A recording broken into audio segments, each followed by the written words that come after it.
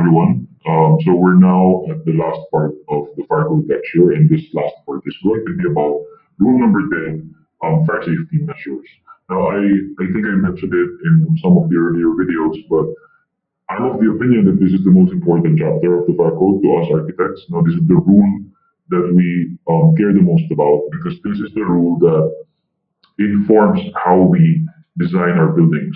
Now, this is the rule that contains design requirements, basically, mga dimensions of things like doors and stairways and travel distances and design features, safety features that must be included in the building. They're all here. Okay? And that's why I think out of all the rules, this is maybe the one that we care the most about and that we're going to be using the most in practice. Okay? So I'll begin with a quick outline of this rule. So it's divided into five parts, as you can see: coverage, fire safety in buildings, fire safety for hazardous materials, for hazardous operations, and miscellaneous measures. Um, Obviously, the one that we should focus on is yung pangalawa, fire safety in buildings, because as architects, that's what we're more involved with, buildings. This part is subdivided into many topics. No? We don't have time to discuss all of the topics in the lecture, but I'll try to cover the basics, yung pinaka-importante. So it starts with general requirements, and then broad topics like classifications of occupancy, hazards of buildings, means of egress, features of fire protection, and then towards the end you'll see that the topics become occupancy specific, meaning the topic containing requirements just for places of assembly, and then another topic will be just for educational occupancies, meron just for residential. So it gets that detailed towards the end. Okay, I'll try to cover you basics of the first few general concept. Okay, so I'll start with general requirements. Now this portion contains general requirements, very broad foundational concepts, no? Like super basic, like provide sufficient exits for all buildings, which is a very obvious parang principle, of course, diba? Of course, all buildings should be provided with sufficient exits, but this is that part of the fire code that says these things, basic and general concepts like that. Another general and basic concept is yung pangalawa, protect escaping occupants from fire, from smoke, from vapor, and from fumes. This is correct, and this is also parang obvious na dapat naman talaga we protect the occupants from, not just from fire, but also from smoke and fumes. That's a very important safety principle. Next, exits must provide free and unobstructed egress from all parts of the building. Again, obviously, that's what exits do. But in addition to that, we're saying that as a general rule, there should be no lock or fastening devices located within exits, doors within exits, doors within the means of egress. Generally speaking, dapat walang lock or fastening device. This is subject to certain exemptions like correctional facilities and penal institutions, but for most buildings, generally, dapat walang lock kapag exit. Next, exits should be clearly visible, okay? And the route to an exit should be conspicuously marked to make the direction of escape obvious. So dapat they're clearly visible, you can see them right away, and they should be parang foolproof, no? Parang it should be very obvious which direction you're supposed to go. Next, illumination is important. Provide adequate illumination within exits. And then vertical openings between floors. Pag sinabing vertical openings between floors, ito yung mga hagdanan, escalators, elevators, mga ganyan. Those are vertical openings between floors. They should be suitably enclosed or protected. And the reason being we don't want yung sunog crossing across floors, across floor levels. Hindi, ayaw natin na umakyat, tatawid pa paakyat or pababa yung apoy. Okay, but mostly paakyat. So, yun. Next, for buildings of such size or occupancy, such that the reasonable safety of a number of occupants may be endangered by blocking only one means of egress due to fire or smoke, there has to be at least two means of egress or dalawang daan palabas. I'll simplify this. As a general rule, dapat may dalawang means of egress or dalawang daan palabas from a building. Okay? Again, kinualify nila, dapat daw, this only applies to buildings of a sufficient size such that kung isa lang yung exit, it could be very dangerous for a lot of people or for a lot of the occupants. I think most buildings would fall under that category. Okay? And besides, yun nga, parang one exit only is only allowed for buildings na hindi nga ganun yung condition, na okay lang na isa lang, na hindi dangerous yung isa lang. Ang bottom line for me is, by default, as a general rule, problematic yung isang exit lang. Dapat at least dalawa. Kasi kung isa lang, wala kang backup in case na masaraduhan or maging unusable yung exit, di ba? So, at least two by default. Okay, now the fire code classifies buildings into different occupancy types. You might remember that the building code does the same thing, but the thing is, hindi sila synchronized. No? Iba yung manner of classifying sa fire code. No? The fire code has, I think, 13 classifications. Yeah, 13. So you have the following: assembly, educational, daycare, healthcare, residential board and care, detention, residential, mercantile, business, industrial, storage, mixed, and special. Okay, some of these nasa building code, no? Like educational, residential, industrial. But some of these wala sa building code. Like walang residential board and care, walang detention, walang, I don't think may storage or parang hindi dedicated category yung storage in the building code. Bottom line, yeah, the idea is the same. Now we're classifying buildings according to use, just like in the building code, but the classifications are different. Now there are 13 classifications here. In the building code, I think there are only 10.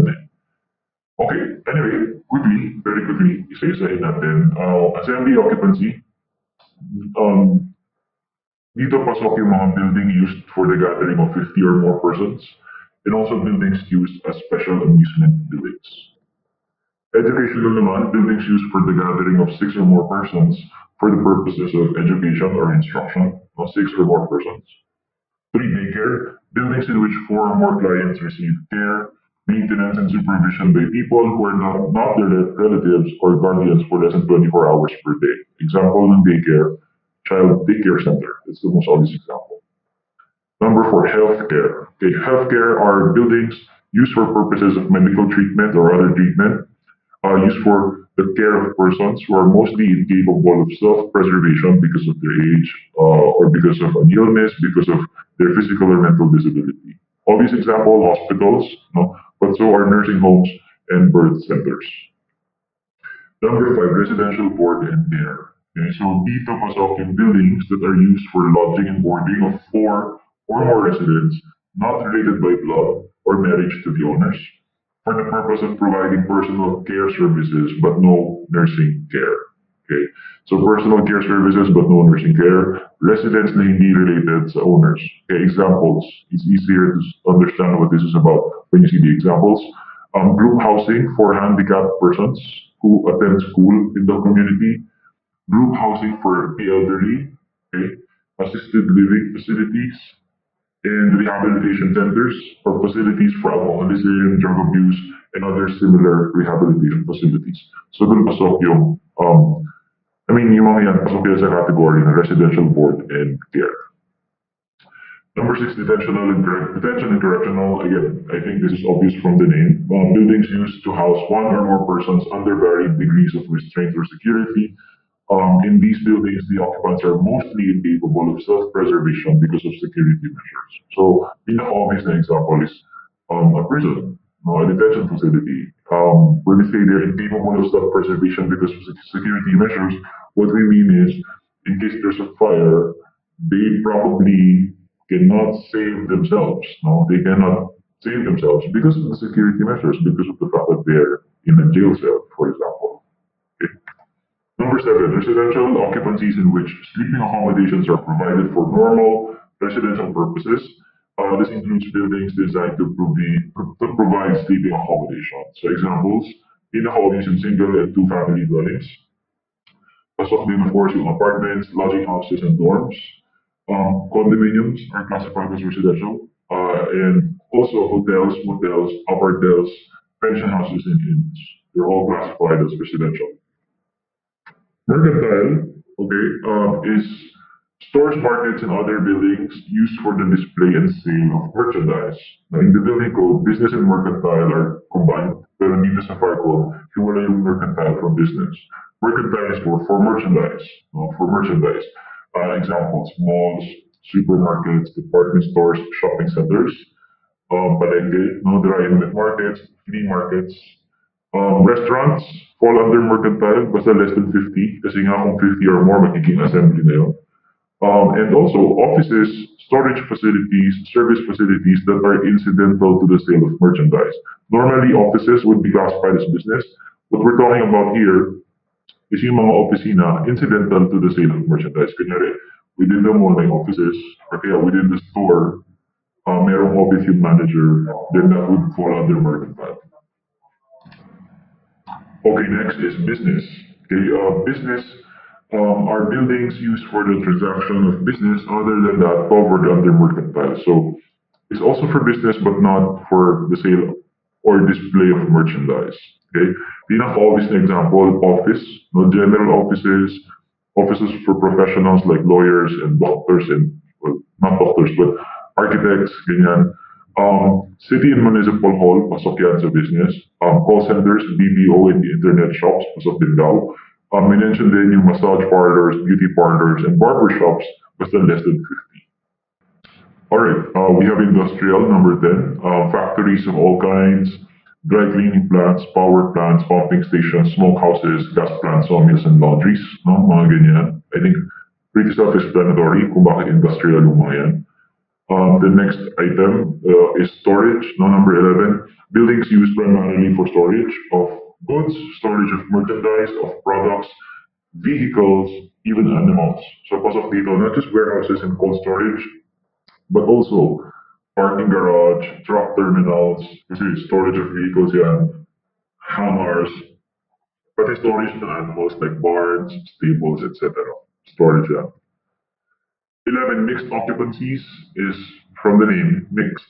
Two or more classes of occupancies that occur in the same building, and these two occupancies are so intermingled that separate safeguards are impracticable. Sobrang parang buhol, magkabuhol yung mixed occupancies. So two or more occupancies, yeah, not just two, sorry, two or more. And finally, number 13, special structures. This category is for buildings which cannot be properly classified in any of the preceding 12 groupings. Okay, so yun yung special structures. Now we get to hazard of buildings. Okay, hazard of buildings. We're just going to quickly classify the contents of buildings, yung laman ng buildings, into three levels of hazard. Meron tayong low hazard, moderate hazard, and high hazard. So the contents of the building are considered to be of low hazard when they are of such low combustibility that no self-propagating fire can occur in the building. Hindi masyadong combustible yung contents. Then the contents are low hazard. No? It's unlikely that a self-propagating fire can occur kasi na hindi mabilis mag-iyaw yung mga bagay inside the building. So low hazard yung mga bagay na yun. Those contents are considered to be of moderate hazard when they are liable to burn with moderate rapidity, no? Moderately combustible, parang ganun, liable to burn with moderate rapidity, or liable to give off a considerable volume of smoke. Okay, medyo mausok kapag sinunog. So moderate hazard din yun. Okay? But in moderate hazard, it's important to note na when they burn, no, contents that are considered to be moderately hazardous should not produce poisonous fumes, should not explode. Kasi the moment na they produce poisonous fumes or explosions, automatically they're classified na as yung last, okay, which is high hazard. Okay? High hazard contents are those contents that are liable to burn with extreme rapidity, and also yun nga, contents that produce poisonous gases or explode. No? Contents that explode kapag nasunog. These are high hazard contents. Yung means of egress, one of the more important topics in rule number 10. So let's define it again, although I think we defined this now in the definition of terms. But again, to recap, this is defined as a continuous unobstructed route of exit from any point in the building to to a public way. Again, in other words, daan palabas. Okay? The means of egress is actually composed of three parts according to the fire code. You have the exit access, then you have the exit itself, and then finally you have the exit discharge. So the exit access is the part of the means of egress that leads to the exit. No, yung dinadaanan mo para makapunta sa exit. For example, corridors, no, hallways, passageways that lead to the exit. Okay. Now the second part is the exit itself. Okay, this is that part of the means of egress that's separated from the rest of the building to provide a protected way of travel to the exit discharge. So ito yung usually yung fire exit. Okay, ito yung it's enclosed, it's fire rated yung enclosure, the door that you use to enter this exit or this fire exit is a fire door or a fire rated door, hagdanan, etc. yung naman sa loob, yun yung exit itself. No, again, it's separated from the rest of the building. When we say separated, we don't mean like physically hindi siya nakadikit sa building. It's just naka-enclose siya, may separation. Meron pa there that separates it from the building. Ang idea is kahit masunog yung building, the exit hindi dapat nasusunog. No? And finally, we have the exit discharge. Okay, it's the part of the means of egress between the end of the exit and the public way. It's usually yung pintuan sa pinakadulo sa baba. When you get to the ground floor, may pintuan that leads to the outside. So, yun yung exit discharge basically. Kasi that's the end of the exit. No, that door is the end of the exit. And beyond that door is the public way or yung nasa labas ka na ng building. So, yun yung exit discharge basically. Is that point. No, basically that door. No, where they meet yung end of the exit and the public way. So, those are the three parts of the means of egress. Again, exit, the exit access, and the exit discharge, or exit, the access to it, and the discharge from it. So those are the three parts. Now, as for the exit, no, yung exit is one of three parts. Diba? As for the exit, the following are the permissible exit components. Now, the exit itself is composed of doors, stairs. Now, those are the most common, those two. But also providing outside stairs, horizontal exits, ramps, exit passageways, escalators even, fire escape stairs, ladders, and slide escapes. Of course, lighting or illumination is part of the exit in markings, no, exit markings. I will say that some of these are not always allowed, no, especially in mga fire escape stairs and ladders. May mga condition yan before they may be used. No? But generally, these are the components of the exit that we see. And again, ang pinaka-common, no, the one that we're most familiar with, is yung doors and stairs. Usually, there's a door. Pag open mo ng door, hagdanan to baba. No? And then, there's a door again. Pag tingin mo sa baba, may pintuan that leads to the outside. So, those are the parang obvious or common components that we see. Okay, but these are all the other possible components. Okay, now, an important concept for the exit na is yung enclosure niya. It has to be enclosed. It has to be enclosed. Hindi dapat nakakapasok yung apoy or yung usok sa loob. No, that's the idea. That's why we say it's parang separated from the building because of this enclosure. So the enclosure of the exit or the protective enclosure is intended to separate the exit from the rest of the building. This enclosure has to be fire rated. No? How many hours you're rating? If the exit is serving or connects 3 floors long or less, then the enclosure has to be 1 hour rated.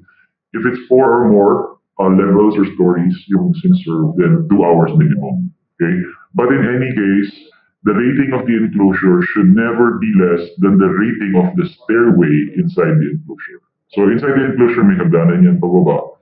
Kung ano yung fire rating yan, dapat at the very least ganun din yung fire rating ng enclosure.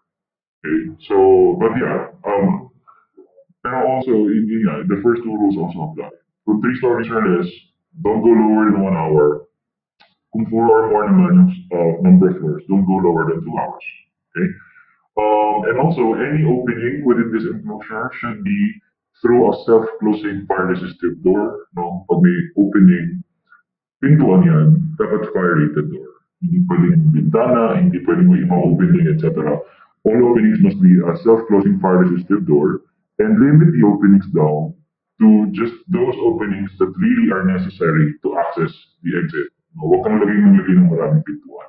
Ilimit mo lang kung ano talaga yung kailangan for exit access, dapat yun lang yung ilagay na doors. Okay. Next.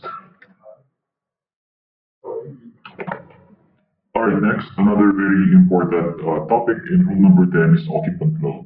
We already defined this in the definition of terms, but I'll recap what it means. It's the maximum number of persons that may occupy any space or any building at any given time. Hanggang ilang tao yung pwedeng mag-occupy ng space. That's the occupant load.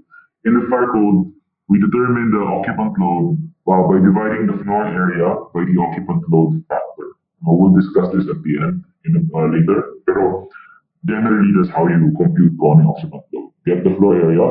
Pag tinanong ka ano yung occupant load of that area, you just divide that area by the occupant load factor, which you'll get at the end of Rule 10, non-divisions 8 to 20. Okay. Let's go to the next slide.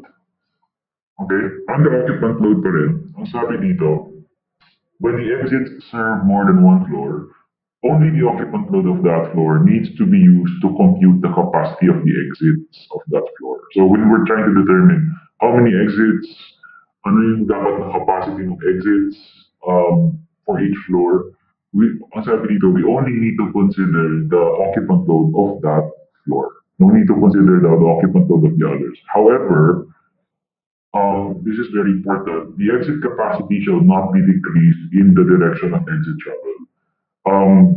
Suppose you have a four-story building and ang occupant load ng bawat floor magkakaiba. Kunyari, all floors 100 ang occupant load, pero yung third 50. No? So yung 1, 2, and 4, level 1, 2, 4 is tig 100, pero yung level 3 is 50. If we're just trying to determine the capacity of exits per floor, then you consider lang natin yung 100, 150, 100 no, per floor. However, hindi pwedeng lumiliit yung capacity, okay, in the direction of exit travel. In this case, the expected direction is downwards. No? The exit is obviously going down to the ground level. So from level 4, pababa to level 1. What we're talking about now is level 4, ang exit capacity na required is 100. Now, the exit must be able to serve 100 people. Pero sa level 3, 50 people lang pwede na. Okay. However, yung level 3 mo will be 100, not because 100 yung level 3, kasi nga 50 lang yung level 3, but because 100 yung nasa taas. Okay? And you're not allowed to decrease that. As you go down, hindi pwedeng ang laki ng exit sa taas, tapos biglang nag-narrow sa baba because mas konti lang yung occupant load ng baba. That's the idea here. Okay? Even though, yeah, per floor, you only need to consider the occupant load on that level in determining the capacity of the exit, you're not allowed to decrease the capacity in the direction of exit travel. So in that hypothetical setup that I described, all levels will have exits enough for 100 people, okay, even level 3. Okay, so yun yung idea there. Okay, now as to the number of exits naman, like how many exits should there be per floor? It depends on the occupant load. Okay, so this line explains the minimum number of exits required by the fire code per floor, no, or per mezzanine or balcony, pero generally per floor, that's how we look at this requirement. So the minimum number of exits depends on the occupant load. Okay, if the occupant load is between 1 to 500, 2 exits are required at the minimum. If it's between 500 to 1 to 999, then 3 exits minimum. If it's 1,000 or more, then 4 exits minimum per floor. Okay, so that's the corrective numbers based on the 2019 IRR of the fire code. Okay, let's talk about arranging the exits. So, first exits must always be readily accessible, madaling puntahan, madaling i-access. Next, corridors shall provide exit access without passing through intervening rooms. The corridors must be parang corridors lang talaga from start to finish. Hindi pwede corridor na may dumaan through another room. Okay, especially rooms na pwedeng ma-lock. Bawal yun. As to distances naman between multiple exits, kunyari 2 or 3 exits yung requirement, ito yung explanation ng fire code. Now, when two exits are required, the minimum distance between them shall be one half of the length of the maximum diagonal dimension of the building or the area to be served. This minimum distance between exit is measured in a straight line between the inner edges of the two exit doors. So ang bottom line is we're measuring the minimum distance between two exits. Kasi obviously, gusto natin magkalayo yung dalawang exits na yan. Ayaw natin na magkadikit sila. Kasi the point of having multiple exits is we want one to serve one part of the building and then the other exit will serve the other part. So the farther away they are, the better. What we're trying to establish here is we're trying to establish a minimum distance. No? Kasi the farther the better, yes. But there has to be a minimum. No? There has to be a baseline, and this is the baseline. The baseline, again, assuming the two exits are required, is kunin mo yung maximum diagonal dimension of the area to be served. Kunyari, yung maximum diagonal dimension ng floor na yun, get one half of that, and that one half of the diagonal is the minimum distance between the two exits. Okay? Hindi na masyadong in-explain ng fire code yung how to determine the maximum overall diagonal. Like what if it's not a square or a rectangular floor plate? What if it's a complicated floor plate? They didn't really explain that in detail. No? But for the purposes of the exam, I think it's enough na that you know na we're talking about the maximum diagonal dimension of the floor or of the building. However, if the building has an automatic sprinkler system, then pwedeng liitan yan, no, that distance between exits, pwedeng gawin 1/3 na lang of the diagonal. Okay? Only if there's a sprinkler system. Kung walang sprinkler system, then the distance has to be greater. They have to be farther apart. It's one half of the diagonal. Okay, for dead ends naman, the maximum length of a dead end is 6 meters, very similar to the building code limit. And another note on the measurement of travel distance to exits. Generally, we measure this along the natural path of travel from the most remote point subject for occupancy, and we end the measurement at the center of the doorway or wherever the exit begins. So when you read yung divisions 8 to 20 of Rule 10, makikita nyo doon ano yung requirements for occupancy, like place of assembly, ano yung requirements, educational, ano yung requirements, residential, ano yung requirements. Among those requirements na binibigay nila is yung maximum travel distance to exits. Kaya unfortunately sa fire code, medyo iba-iba siya. Hindi siya parang one rule applicable to all occupancies, iba-iba siya. Okay, so but this is not really about ano ba yung maximum travel distance. This is about paano ba siya measure. So similar, no, sa building code actually, we measure it from the most remote point subject for occupancy. So in other words, the most remote part of the floor plan or the part of the floor plan that will require the longest travel distance. That's where you begin the measurement. Hanapin mo na lang yun, no? So you have to study the design carefully to look for this point. Again, this is the point that will require the greatest travel distance. This is the point na pinakamalayo from any exit. You start the measurement there, and you end the measurement at the exit. Okay, and this is measured along the natural path of travel. So that's how you measure the travel distance to exits. Let's talk about access to exits next. Doors from a room to an exit or doors to a way of exit access shall swing with exit travel. So dapat swing out. In other words, yung mga door from a room to an exit, they have to swing out. At yung mga door going to an exit access must swing out. The general rule also, yung exit access, yung daan papunta sa exit, cannot be through a bathroom, bedroom, or any other room subject to locking. That's the general rule. Meron na exceptions, but I'm not going to discuss the exception na. Basta ang general rule is hindi pwedeng dumadaan, hindi pwedeng i-require kang dumaan sa bathroom or sa bedroom to get to the exit. Kasi what if naka-lock yung bedroom or what if naka-lock yung bathroom? Hindi pwedeng subject to locking yung room. Okay? And generally, huwag niya ipadaan sa room yung exit access. That's the better rule, I think. Exit access must be configured also in such a way that it will not be necessary to travel toward any area of high hazard occupancy to reach the nearest exit. Di pwedeng to get to the exit, you have to go to a more dangerous place, or you have to go through a more dangerous place. Okay, so that's the concept there. Okay, let's now talk about discharge from exits. So basically, where should exits lead to? Where should the exit take you? The general rule is all exits must terminate directly at the public way or at an exterior exit discharge. Either a public way like kalsada, ganyan, or an exterior exit discharge like yards, courts, or open spaces that lead to the public way. Pag sinabing general rule, when I say general rule in my slides, I mean there might be exceptions, but this is the default rule. No?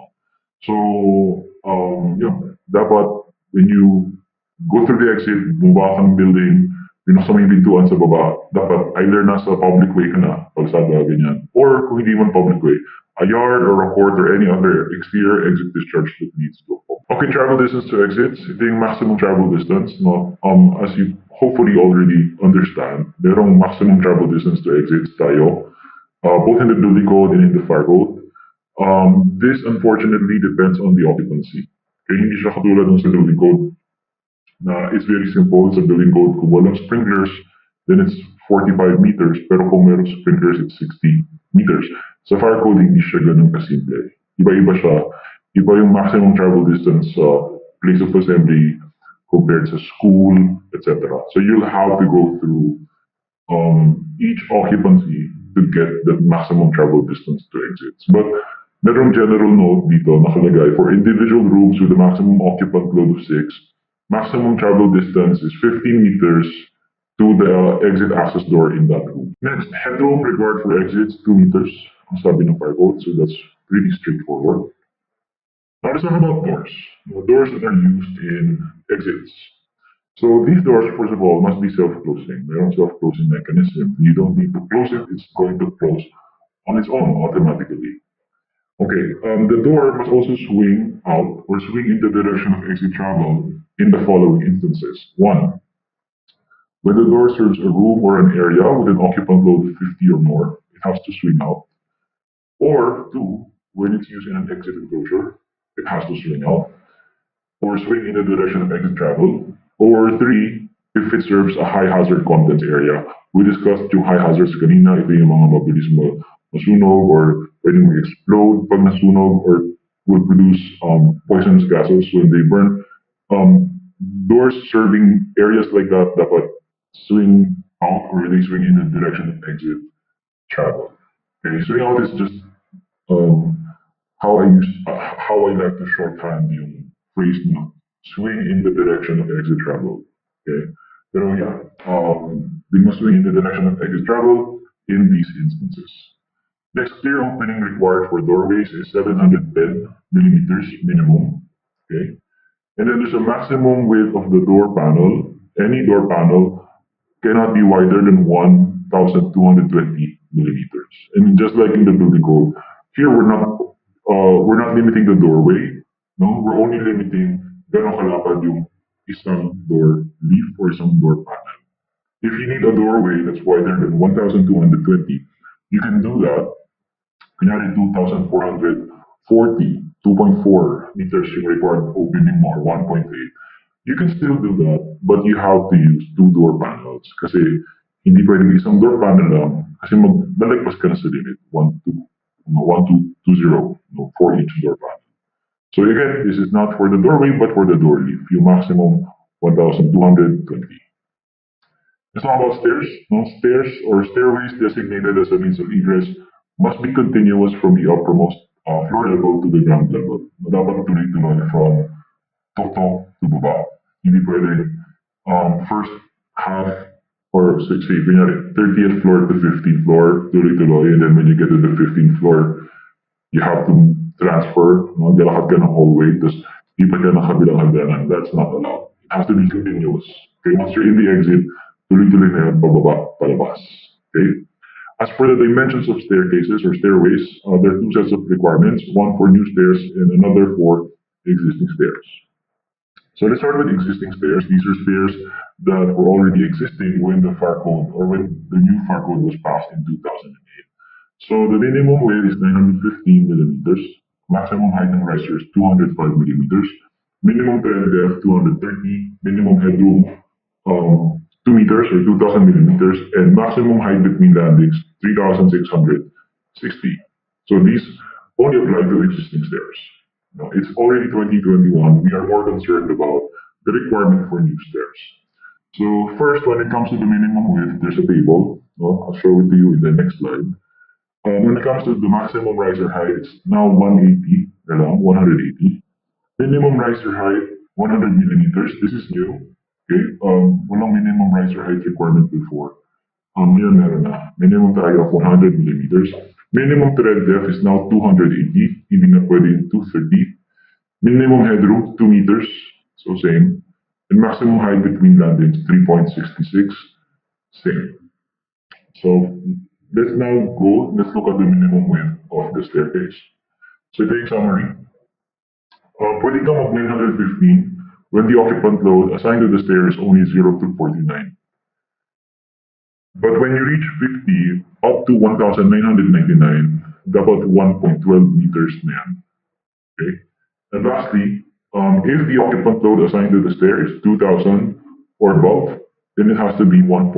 Okay? And again, the stairway cannot be reduced in the direction of exit travel, meaning kung sa upper levels, nasa 1.12 ka na, yung lower level, hindi pwedeng mag 950.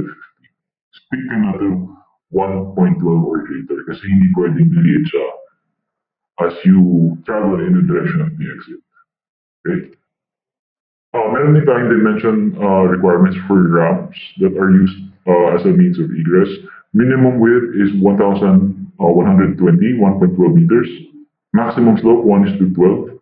Maximum cross slope is 1:48, which is a very mild or a very flat slope. Maximum rise for a single ramp run is 760 millimeters. Okay.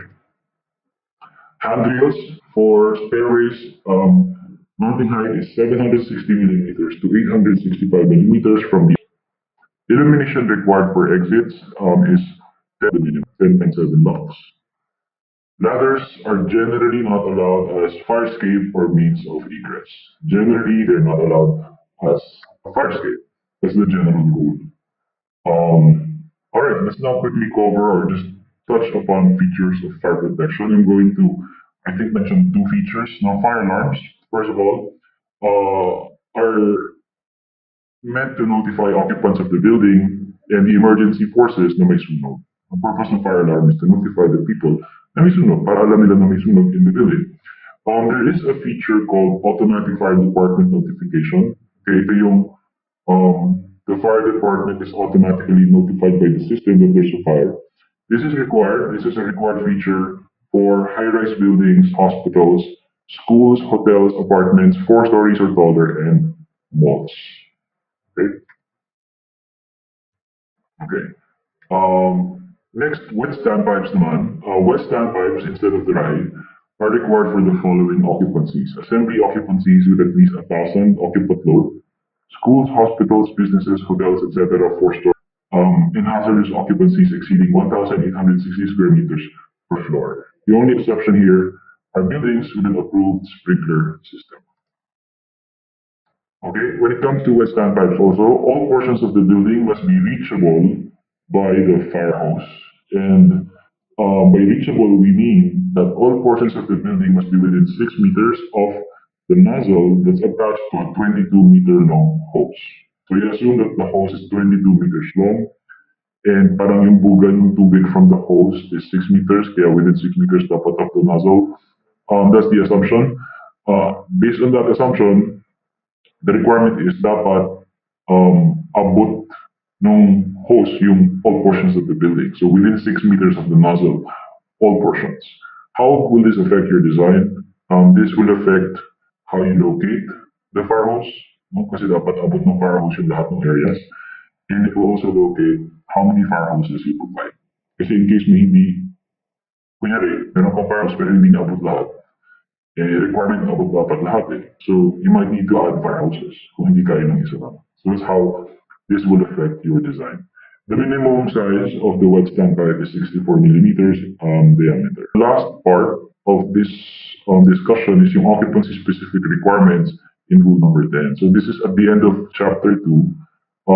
At the end of chapter 2, nagiging ano na siya, nagiging occupancy specific, meaning merong isang topic for place of assembly and then all of the requirements applicable to that only. And then next after that, maybe educational naman, and then residential, and then all of that. So, ito yung medyo madugo and sobrang tagal nito aralin kasi mahaba to eh. Okay, definitely we cannot cover all of these. It's something for self-study. At the same time, like I said from the very beginning, ito yung medyo mahirap i-retain for the exam kasi sobrang dami nila. Okay? My suggestion is, at the very minimum, you have to read. You have to read itong mga to. There's a good chance you can't retain all of them, but at the very least, dapat nabasa mo siya. And then pick out the most important things to retain. You can't retain all of them. So you have to be smart which ones you have to pick. Okay? My top suggestion, I'm going to cover yung pinaka-basic na dapat i-retain, in my opinion. So anyway, ito yung mga possible mong i-pick out to retain. General requirements, you want to be looking at that. You want to be looking at the occupant load factors per occupancy, maximum travel distances to exits, exit details, and all other unique requirements applicable to each occupancy. For me, pinaka-importante, parang a good place to start is yung occupant load factor. Okay? So that's what I'm going to tackle here. This is my last topic, occupant load factors. Just to recap, the occupant load factor is used to determine the occupant load. For those who cannot remember, the occupant load is the maximum number of people allowed inside the building. So ang tanong, how do you determine that? How do you determine hanggang ilang tao yung pwede mag-occupy ng building? You use the occupant load factor. How? You use this formula. The occupant load is obtained by dividing the floor area by the occupant load factor.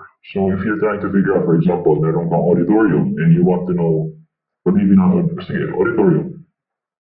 Actually, no, auditorium kasi pag auditorium you count the seats eh. Just a big floor, okay, level 5 of an office building, you're trying to figure out how many people are allowed to occupy that level of the building. You get the floor area, and you divide that floor area by the occupant load factor for the project, applicable to the project, iba-iba yan per occupancy. So kung office yun, meron yung occupant load factor na nakalagay. So, bottom line, ang importanteng matandaan is, ano ba yung occupant load factor per occupancy? Ano ba yung divisor? Kasi it's a simple thing to divide the floor area by the divisor. But the divisor is given here. So I summarize this. In rule number 10, nakakalat yan. Again, you have to go through each subtopic to get these numbers. But I collated them all here. So for base of assembly, the occupant load factor is 0.65 square meters per person for concentrated use, 1.4 for less concentrated use, and 0.28 in standing rooms.